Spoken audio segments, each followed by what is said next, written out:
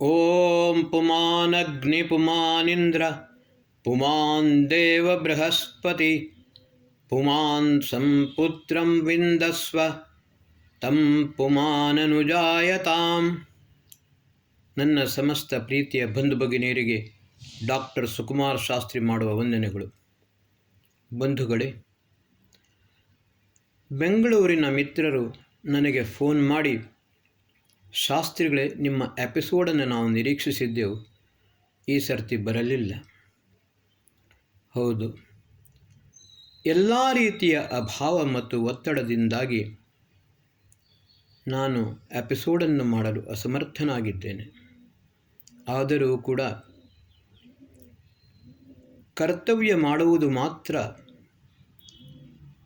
ನಮಗೆ ಸಂಬಂಧಪಟ್ಟದ್ದು, ನಾವು ಅದಕ್ಕೆ ಮಾತ್ರ ಅರ್ಹರು. ಫಲವನ್ನು ಕೊಡುವುದು ಭಗವಂತನ ಇಚ್ಛೆ. ಅದಕ್ಕೋಸ್ಕರ ಮಿತ್ರರ ಅಪೇಕ್ಷೆಯ ಮೇರೆಗೆ ನಾನು ಈ ಎಪಿಸೋಡನ್ನು ಮಾಡುತ್ತಿದ್ದೇನೆ. ಬಂಧುಗಳೇ, ಹಿಂದಿನ ಎಪಿಸೋಡ್ನಲ್ಲಿ ನಾನು ಹೇಳಿದ್ದೆ, ಗರ್ಭಾಧಾನ, ಪುಂಸವನ ಮತ್ತು ಸೀಮಂತೋನ್ನಯನ ಸಂಸ್ಕಾರದ ಬಗ್ಗೆ ವೈಜ್ಞಾನಿಕವಾಗಿ ಮತ್ತು ದಾರ್ಶನಿಕವಾಗಿ ವಿಶ್ಲೇಷಣೆಯನ್ನು ಮಾಡುತ್ತೇನೆ ಎಂದು ಹೇಳಿದ್ದೆ. ಬಂಧುಗಳೇ,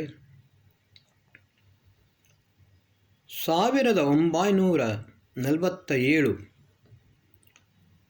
ಆಗಸ್ಟ್ 14 ಪಾಕಿಸ್ತಾನ ಲಾಹೋರಿನಲ್ಲಿರುವ ಉಪದೇಶಕ ವಿದ್ಯಾಲಯಕ್ಕೆ ಬೆಂಕಿಯನ್ನು ಕೊಟ್ಟಿತು. ಅಪಾರವಾದ ಗ್ರಂಥ ಸಂಗ್ರಹ, ಬಹಳಷ್ಟು ನಷ್ಟವಾಯಿತು. ಅದರಲ್ಲಿ ಅರ್ಧ ಸುಟ್ಟ ಒಂದು ಪುಸ್ತಕ, ತ್ರಿವಿಷ್ಟಪ್ ಕಾ ಇತಿಹಾಸ್.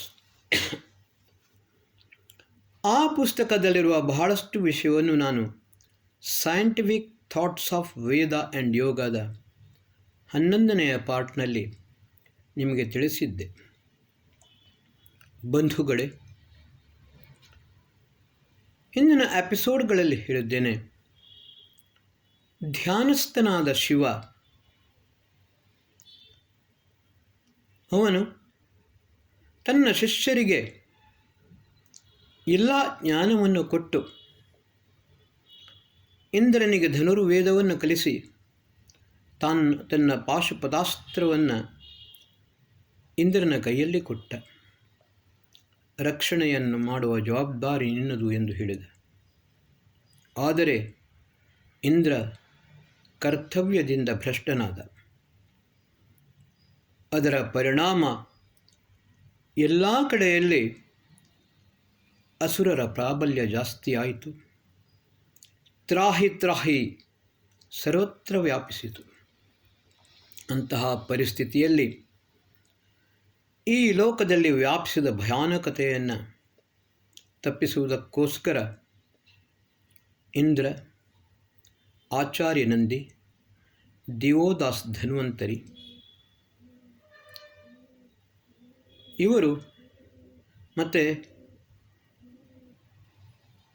ಇವರು ಸೇರಿಕೊಂಡು ಶಿವನನ್ನು ಧ್ಯಾನದಿಂದ ಎಬ್ಬಿಸಿದರು. ಮೊದಲು ಶಿವನಿಗೆ ಇಂದ್ರನ ಮೇಲೆ ಸಿಟ್ಟು ಬಂತು. ಶಿವ ಹೇಳಿದ, ಇಂದ್ರ, ನನ್ನ ಪಾಶುಪದಾಸ್ತ್ರವನ್ನು ನಿನಗೆ ಕೊಟ್ಟಿದ್ದೆ, ಆದರೆ ನೀನು ನಿನ್ನ ಕರ್ತವ್ಯವನ್ನು ಪಾಲನೆಯನ್ನು ಮಾಡಲಿಲ್ಲ. ಆದರೆ ಇಂದ್ರ ಕ್ಷಮಾಪಣೆಯನ್ನು ಕೇಳಿದ. ಈಗ ಬೇರೆ ದಾರಿಯಿಲ್ಲ. ಈ ಪೃಥ್ವಿಯ ರಕ್ಷಣೆಯನ್ನು ಮಾಡುವಂಥದ್ದು ತಮ್ಮ ಕೈಯಲ್ಲಿದೆ. ತಮ್ಮಿಂದ ಹೊರತಾಗಿ ಬೇರೆ ಯಾರೂ ಮಾಡಲು ಸಾಧ್ಯವಿಲ್ಲ ಅಂತ. ಆದರೆ ಇಂದ್ರ ಹೇಳಿದ, ಶಿವ ಹೇಳಿದ, ನಾನು ಯೋಗದಲ್ಲಿ ಇದ್ದೇನೆ, ಶಸ್ತ್ರಾಸ್ತ್ರವನ್ನು ಎತ್ತುವುದಿಲ್ಲ. ಆವಾಗ ಇಂದ್ರ ಹೇಳಿದ, ಪರ್ವತರಾಜನ ಪುತ್ರಿಯಾದ ಪಾರ್ವತಿಯನ್ನು ವಿವಾಹವಾದರೆ ಅವಳಿಗೆ ಹುಟ್ಟುವಂಥ ಮಗು ಈ ಲೋಕ ರಕ್ಷಣೆಯನ್ನು ಮಾಡಲು ಸಮರ್ಥವಾಗುತ್ತದೆ. ಶಿವ ಇದಕ್ಕೆ ಒಪ್ಪಿದ. ಆದರೆ ಪರ್ವತರಾಜನ ಪುತ್ರಿ ಪಾರ್ವತಿ ನನಗೆ ಆಗಿರಬೇಕು. ಅವಳು ರಾಜಕುಮಾರಿ, ಮೊದಲು ಅವಳನ್ನು ಒಪ್ಪಿಸು ಎಂದು ಹೇಳಿದ. ಇಂದ್ರ ಪಾರ್ವತಿ ಹತ್ರ ಹೋಗಿ ಪರಿಪರಿಯಾಗಿ ಬೇಡಿಕೊಂಡ. ಆವಾಗ ಪಾರ್ವತಿ ತಥಾಸ್ತು ಎಂದು ಹೇಳಿದಳು. ಮತ್ತೆ ತನ್ನ ರಾಜಭೋಗವನ್ನು ತ್ಯಜಿಸಿಕೊಂಡು ತಪಶ್ಚರ್ಯೆಯನ್ನು ಮಾಡಲು ಹೋದಳು. ಯಾಕಂದರೆ ಶಿವ ಒಬ್ಬ ಯೋಗಿ, ಅವನಿಗೆ ಅನುರೂಪಳಾದ ಕನ್ಯೆಯೂ ಆಗಬೇಕು. ಪಾರ್ವತಿಯು ಕೂಡ ತಪಶ್ಚರ್ಯೆಯನ್ನು ಮಾಡಿದಳು, ಸಾಧನೆಯನ್ನು ಮಾಡಿದಳು. ಕೊನೆಗೆ ಏನೂ ಇರಲಿಲ್ಲ, ಪರ್ಣಕುಟೀರ ಇತ್ತು. ಪಾರ್ವತಿ ಕೇವಲ ಬಿಲ್ವಪತ್ರೆಯನ್ನು ಮಾತ್ರ ಸೇವಿಸುತ್ತಿದ್ದಳು. ಆ ಸಮಯದಲ್ಲಿ ಶಿವ ಪಾರ್ವತಿಯ ಪರ್ಣಕುಟೀರದ ಹತ್ತಿರ ಹೋಗಿ ಹೇಳಿದ, ಅಪರ್ಣ. ಪಾರ್ವತಿಗೆ ಮೊದಲು ಕರೆದ ಹೆಸರು ಶಿವ ಅಪರ್ಣ ಅಂತ. ಅಭಿತಾ ಅಪರ್ಣಾನಿ ಸಂತಿ ಯಸ್ಯಾಸ ಅಪರ್ಣ. ಪಾರ್ವತಿ ಹೊರಗೆ ಬಂದಳು. ಶಿವ ಪಾರ್ವತಿಯರ ವಿವಾಹವಾಯಿತು. ಆದರೆ ಇಬ್ಬರ ಇಚ್ಛೆ ಒಂದೇ ಆಗಿತ್ತು. ಕಾಮಸ್ತದಗ್ರೇ ಸಮವರ್ತತಾದಿ ಮನಸೋ ರೇತಃ ಪ್ರಥಮಂ ಯಥಾಸೀತ್. ಕಾಮ ಎಂದರೆ ಇಚ್ಛಾಶಕ್ತಿ, ಸಂಕಲ್ಪಶಕ್ತಿ, ಕ್ರಿಯಾಶಕ್ತಿ. ಇಬ್ಬರ ಇಚ್ಛೆ ಒಂದೇ, ಲೋಕದ ರಕ್ಷಣೆ, ಮಾನವ ಮಾತ್ರರ ಕಲ್ಯಾಣ. ಅದಕ್ಕೋಸ್ಕರ ಶಿವ ಪಾರ್ವತಿಯರನ್ನು ಜಗತಃ ಪಿತರವು ಒಂದೇ, ಪಾರ್ವತಿ ಪರಮೇಶ್ವರು ಎಂದು ಹೇಳುತ್ತಾರೆ. ಪಾರ್ವತಿ ಅವಳ ಗರ್ಭಾಧಾನ ಸಂಸ್ಕಾರವಾಯಿತು. ಗರ್ಭವನ್ನು ಧಾರಣೆ ಮಾಡಿದಳು. ಗರ್ಭವನ್ನು ಧಾರಣೆ ಮಾಡಿದ ನಂತರ ಪಾರ್ವತಿ ಶಿವನತ್ರ ಹೇಳಿದಳು, ಸ್ವಾಮಿ, ನಿಮ್ಮ ಸಕಲ ಜ್ಞಾನವನ್ನು ನನಗೆ ಕೊಡಿ.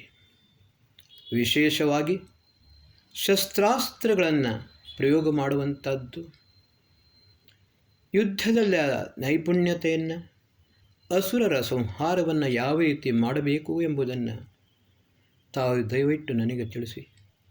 ನಾನು ನನ್ನ ಗರ್ಭದಲ್ಲಿರುವ ಶಿಶುವಿಗೆ ಎಲ್ಲವನ್ನು ತಿಳಿಸುತ್ತೇನೆ. ಲೋಕ ಕಲ್ಯಾಣವೇ ನಮ್ಮ ಸಂಕಲ್ಪ. ಶಿವ ಅತ್ತೆ ಮಾಡಿದ. ಗರ್ಭದಲ್ಲಿರುವ ಶಿಶು ಎಲ್ಲವನ್ನು ಆಲಿಸಿತು. ಯಥಾ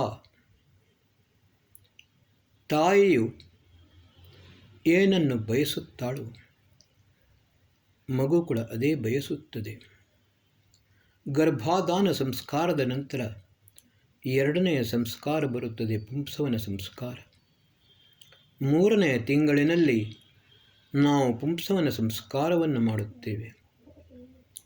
ಪುಂಸವನ ಸಂಸ್ಕಾರದಲ್ಲಿ ಗರ್ಭಭ್ರಂಶವಾಗದಂತೆ ದಕ್ಷಿಣ ನಾಸಾಗ್ರಪುಟದಲ್ಲಿ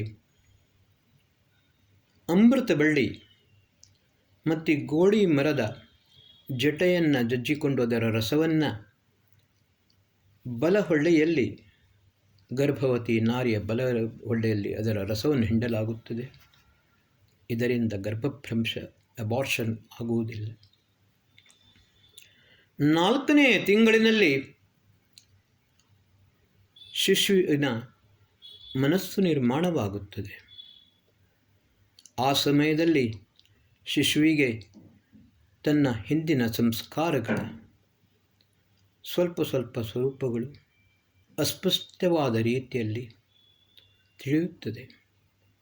ಬಂಧುಗಳೇ, ಆ ಸಮಯದಲ್ಲಿ ಶಿಶು ತಾಯಿ ಏನನ್ನು ಅಪೇಕ್ಷಿಸುತ್ತಾಳೋ ಅದನ್ನೇ ಶಿಶು ಅಪೇಕ್ಷಿಸುತ್ತದೆ, ಅದನ್ನೇ ಬಯಸುತ್ತದೆ, ಅದನ್ನೇ ಮಾಡಲಿಚ್ಛಿಸುತ್ತದೆ. ಪಾರ್ವತಿ ಅವಳ ಇಚ್ಛೆ, ಅವಳ ಸಂಕಲ್ಪ ಒಂದೇ ಆಗಿತ್ತು, ಲೋಕ ಕಲ್ಯಾಣ. ಅಸುರರ ಸಂಹಾರ ಮಾಡಿಕೊಂಡು ಈ ಲೋಕದ ಕಲ್ಯಾಣವನ್ನು ಮಾಡಬೇಕೆಂಬ ಪ್ರಬಲ ಇಚ್ಛೆ, ಪ್ರಬಲ ಸಂಕಲ್ಪ ಪಾರ್ವತಿಯದಾಗಿತ್ತು. ಬಂಧುಗಳೇ, ಇದರಲ್ಲಿ 6ನೇ ತಿಂಗಳಿನಲ್ಲಿ ಬುದ್ಧಿ ಮತ್ತು ಚಿತ್ತದ ನಿರ್ಮಾಣವಾಗುತ್ತದೆ. ಆವಾಗ ಶಿಶುವು ತನ್ನ ಚಿತ್ತದಲ್ಲಿರುವ ಸಂಸ್ಕಾರದ ಪ್ರಭಾವವನ್ನು ತಾಯಿಯ ಮೇಲೆ ಬೀರುತ್ತದೆ. ಆ ಸಮಯದಲ್ಲಿಯೇ ತಾಯಿಗೆ ಸ್ಪಷ್ಟವಾಗುತ್ತದೆ ತನ್ನ ಗರ್ಭದಲ್ಲಿರುವ ಶಿಶು ಯಾವ ರೀತಿಯ ಸಂಸ್ಕಾರವನ್ನು ಪಡೆದುಕೊಂಡು ಬಂದಿದೆ. ಒಂದು ವೇಳೆ ಉತ್ತಮ ಸಂಸ್ಕಾರಗಳಿದ್ದರೆ ತಾಯಿಯ ಮೇಲೆ ಅದರ ಪ್ರಭಾವ ಉತ್ತಮವಾಗಿ ಬೀಳುತ್ತದೆ. ಕೆಟ್ಟ ಸಂಸ್ಕಾರಗಳಿದ್ದರೆ ತಾಯಿಯ ಮನಸ್ಸಿನಲ್ಲಿ ದುರಾಲೋಚನೆಗಳು, ವಿಶೇಷವಾಗಿ ಡಿಸೈರ್, ತೃಷ್ಣೆ, ಅದು ಪ್ರಬಲವಾಗುತ್ತದೆ. ಬಂಧುಗಳೇ, ಸೀಮಂತೋನ್ನಯನ ಸಂಸ್ಕಾರವನ್ನು 3 ಸಮಯದಲ್ಲಿ ಮಾಡಬಹುದು. 4ನೆಯ ತಿಂಗಳು, 6ನೆಯ ತಿಂಗಳು ಮತ್ತು 8ನೆಯ ತಿಂಗಳು. 8ನೆಯ ತಿಂಗಳಿನಲ್ಲಿ ಈ ಶರೀರ ಪರಿಪೂರ್ಣವಾಗುತ್ತದೆ. ಬಂಧುಗಳೇ, ಪಾರ್ವತಿಯ ಇಚ್ಛೆ, ಇಚ್ಛಾಶಕ್ತಿ, ಸಂಕಲ್ಪಶಕ್ತಿ ಮತ್ತು ಕ್ರಿಯಾಶಕ್ತಿ ಎಲ್ಲವನ್ನೂ ಕೂಡ ಪಾರ್ವತಿಯ ಉದರದಲ್ಲಿ ಜನಿಸಿದ ಕುಮಾರ ಗರ್ಭದಲ್ಲಿರುವಾಗಲೇ ಎಲ್ಲ ಜ್ಞಾನವನ್ನು ಪಡೆದುಕೊಂಡು ಹೊರಗೆ ಬಂದ. ಕೌಮಾರ್ಯಾವಸ್ಥೆಯಲ್ಲಿಯೇ ಕುಮಾರ ರಾಕ್ಷಸರ ಸಂಹಾರವನ್ನು ಮಾಡಲು ಹೊರಟ. ಇಲ್ಲಿ ನಾನು ಒಂದು ವಿಷಯವನ್ನು ನಿಮಗೆ ಹೇಳಲು ಅಪೇಕ್ಷಿಸುತ್ತೇನೆ.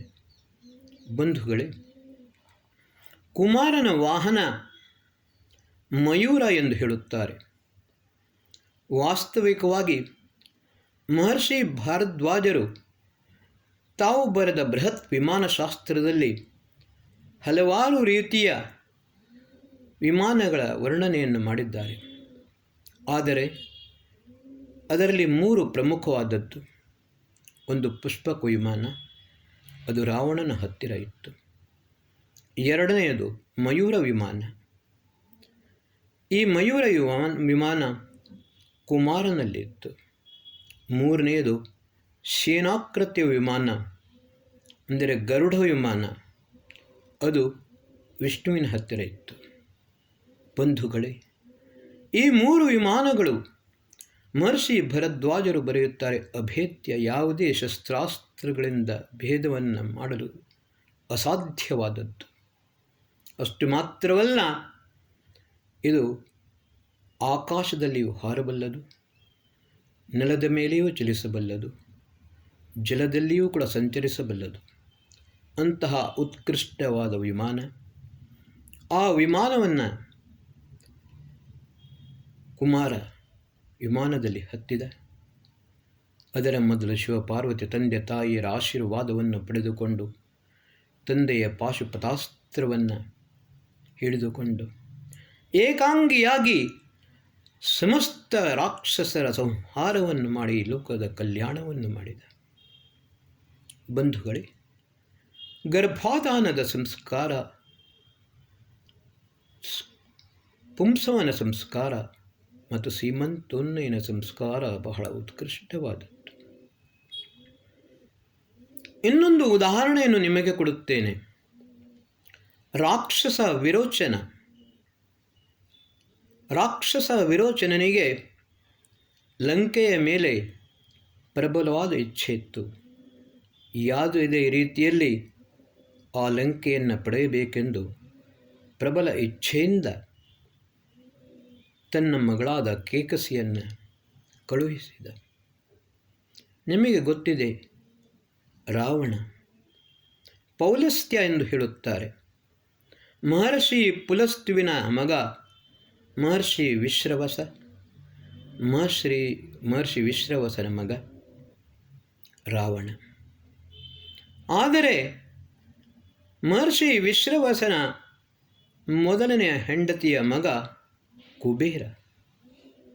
ಬಹಳ ಬಲಾಢ್ಯ, ಶೂರವೀರ, ಗುಣಾಗ್ರಣಿ, ಬಹಳ ದೊಡ್ಡ ವಿದ್ವಾಂಸ, ಸ್ಫುರದ್ರೂಪಿಯಾಗಿದ್ದ.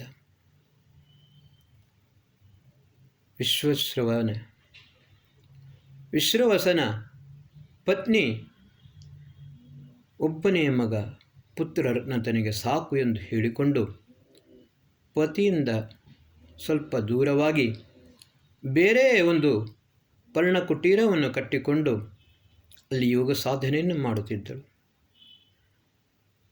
ಜನರಿಗೆ ಜ್ಞಾನವನ್ನು ಕೊಡುವಂಥದ್ದು, ಯಜ್ಞಯಾಗಾದಿಗಳನ್ನು ಮಾಡುವಂಥದ್ದು, ಈ ಕೆಲಸವನ್ನು ಅವಳು ಮಾಡುತ್ತಿದ್ದಳು.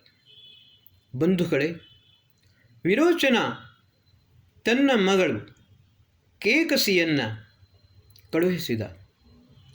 ಲಂಕೆಯನ್ನು ಯಾವುದೇ ರೀತಿಯ ಲಂಕೆಯ ಮೇಲೆ ಪ್ರಭುತ್ವವನ್ನು ಹೊಂದಬೇಕೆಂದು ಅಪೇಕ್ಷೆಯಿಂದ ಕೇಕಸಿ ಏಕಾಂಗಿಯಾಗಿದ್ದ ಪುಲಸ್ತ್ಯುವಿನ ಮಗ ವಿಶ್ರವಸು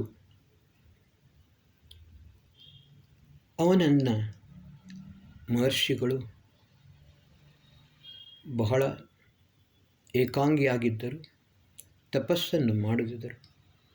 ಆದರೆ ಯಾವುದೇ ಒಂದು ಒಂದು ಕೆಟ್ಟ ಗಳಿಗೆಯಲ್ಲಿ ಮಹರ್ಷಿಯನ್ನು ಮೋಹಿಸಲು ಸಮರ್ಥಳಾದಳು. ಅದರ ಪರಿಣಾಮ ವಿಶ್ರವಸನ ಮತ್ತು ಕೇಕಸಿಗೆ 3 ಮಕ್ಕಳಾಗುತ್ತಾರೆ.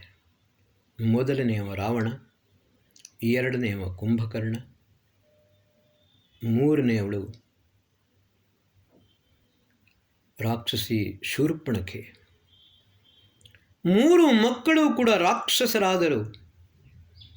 ಆದರೆ ಬಹಳ ಚಿಂತೆಯಾಯಿತು. ಲಂಕೆಯನ್ನು ಮರೆತು ಬಿಟ್ಟಳು ಕೇಕಸಿ.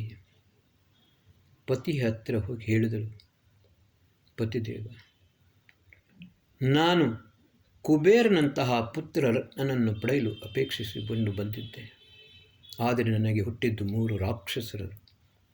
ಆವಾಗ ಮಹರ್ಷಿ ಹೇಳುತ್ತಾರೆ, ಕುಬೇರನಂತಹ ಪುತ್ರರತ್ನವನ್ನು ಪಡೆಯಬೇಕಾದರೆ ನೀನು ಮಹರ್ಷಿಯ ತಾಯಿ ಹತ್ತಿರ ಹೋಗಬೇಕು, ಕುಬೇರನ ತಾಯಿ ಹತ್ತಿರ ಹೋಗಬೇಕು. ನೀನು ಬಂದದ್ದು ನನ್ನ ಪತ್ನಿಯಾಗಿ ಅಲ್ಲ, ಮೋಹಿನಿಯಾಗಿ ಬಂದೆ.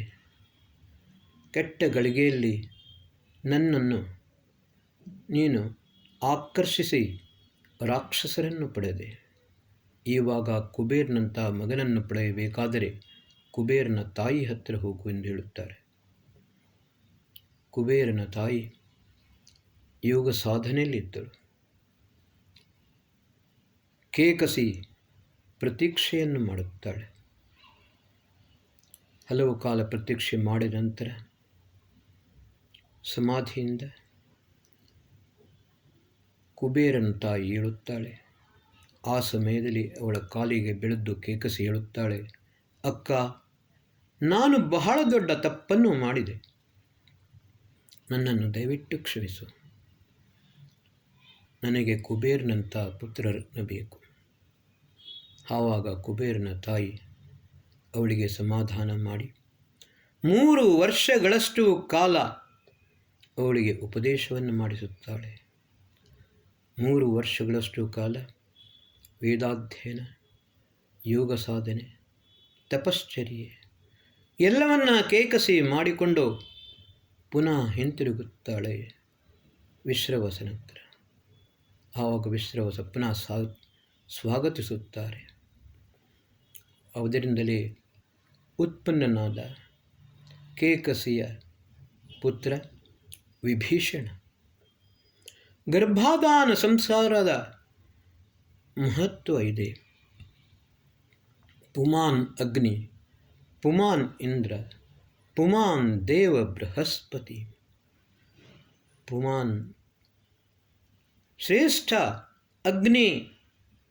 ನಾನು ಹಿಂದಿನ ಎಪಿಸೋಡ್ನಲ್ಲಿ ಹೇಳಿದ್ದೇನೆ, ಜಗತ್ತಿಗೆ ಶಕ್ತಿಯನ್ನು, ಪ್ರಕಾಶವನ್ನು ಕೊಡುವಂತಹ ಅಗ್ನಿ. ಪುಮಾನ್ ಇಂದ್ರ, ಇಲ್ಲಿ ಇಂದ್ರ ಅಂದರೆ ಮೊದಲೇ ಹೇಳಿದ್ದೇನೆ, ಸೂರ್ಯ ಮತ್ತು ಆತ್ಮ ಎರಡು ಕೂಡ ಪ್ರಬಲವಾಗಿವೆ. ಆತ್ಮಶಕ್ತಿಯಂತೂ ಅದ್ಭುತವಾದದ್ದು, ಯಾಕೆಂದರೆ ಆತ್ಮನಶ್ವರ. ಪುಮಾನ್ ದೇವ ಬೃಹಸ್ಪತಿ, ಸರ್ವಶಕ್ತನಾದ ಪರಮಾತ್ಮ.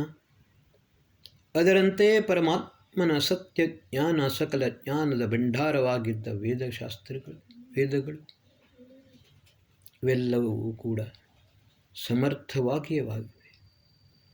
ಪುಮಾನ್ ಸಂಪುತ್ರಂ ವಿಂದಸ್ವ, ಸರ್ವಗುಣ ಸಂಪನ್ನನಾದ ಶ್ರೇಷ್ಠ ವಿದ್ವಾಂಸ, ಸುಶಿಕ್ಷಿತ, ಸುಸಂಸ್ಕೃತ, ಬಲಶಾಲಿ, ಧೀಮಂತ, ಉತ್ತಮವಾದ ಶ್ರೇಷ್ಠ ಪುತ್ರನನ್ನು ಪ್ರಾಪ್ತ ಮಾಡು. ಶ್ರೇಷ್ಠವಾದ ಪ್ರಜೆಯನ್ನು ರಾಷ್ಟ್ರಕ್ಕೆ ಕೊಡು. ಇದು ವೇದ ಪ್ರತಿಯೊಬ್ಬ ಗರ್ಭವತಿಗೆ ಉಪದೇಶವನ್ನು ಮಾಡುತ್ತದೆ.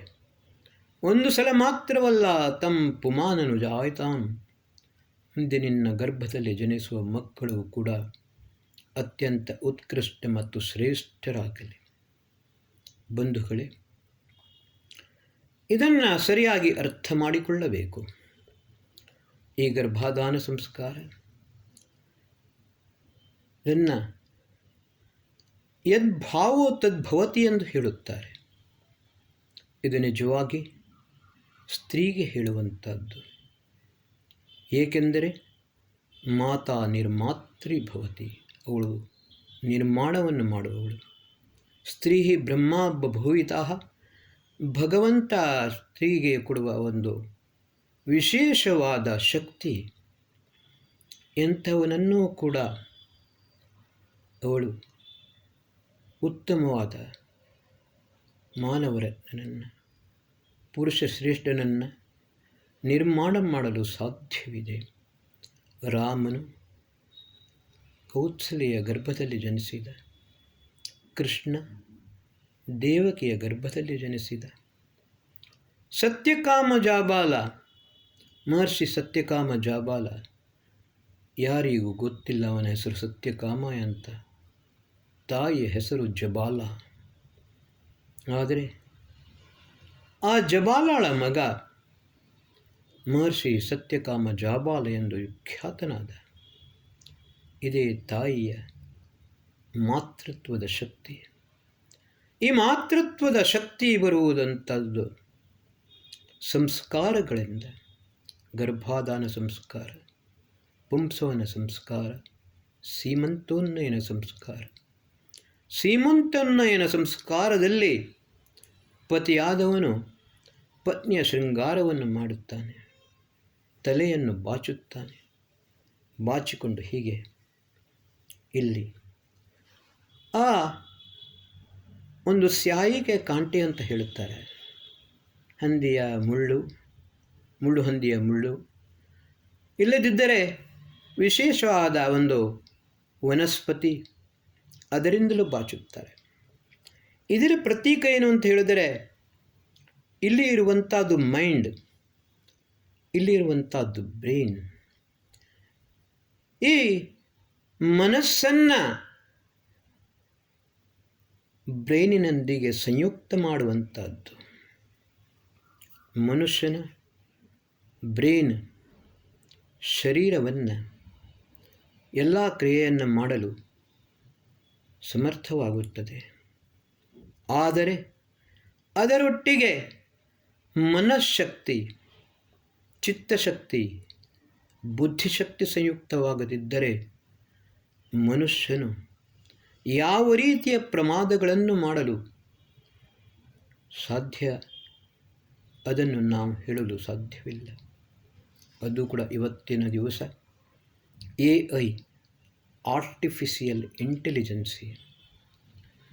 ನಾವು ಪ್ರಾರ್ಥನೆ ಮಾಡುತ್ತೇವೆ, ಯಾಂ ಮೇಧಾಂ ದೇವಗಣ ಪಿತರಶ್ಚೋಪಾಸತೆ ತಯಾ ಮಾ ಮಧ್ಯಮೇಧಯಾಗ್ನೇ ಮೇಧಾವಿನಂ ಕುರು. ಪರಮಾತ್ಮ ಶ್ರೇಷ್ಠವಾದ ಮೇಧಾ ಬುದ್ಧಿಯನ್ನು ನಮಗೆ ಕೊಡುವಂತ. ಮನುಷ್ಯನಲ್ಲಿ ಪರಮಾತ್ಮ ವಿವೇಕವನ್ನು ಕೊಟ್ಟಿದ್ದಾನೆ. ಸತ್ಯಜ್ಞಾನವನ್ನು ಪ್ರಾಪ್ತ ಮಾಡಿಕೊಂಡು ಆಮೇಲೆ ಚಿಂತನ, ಮನನ, ನಿಧಿಧ್ಯಾಸನ, ಯೋಗ, ಸ್ವಾಧ್ಯಾಯಾತ್ ಯೋಗಮಾಸೀತ, ಯೋಗಾತ್ ಸ್ವಾಧ್ಯಾಯ ಮಾಮನೇತ್, ಸ್ವಾಧ್ಯಾಯ ಯೋಗ ಸಂಪತ್ಯ ಪರಮಾತ್ಮ ಪ್ರಕಾಶತೆ.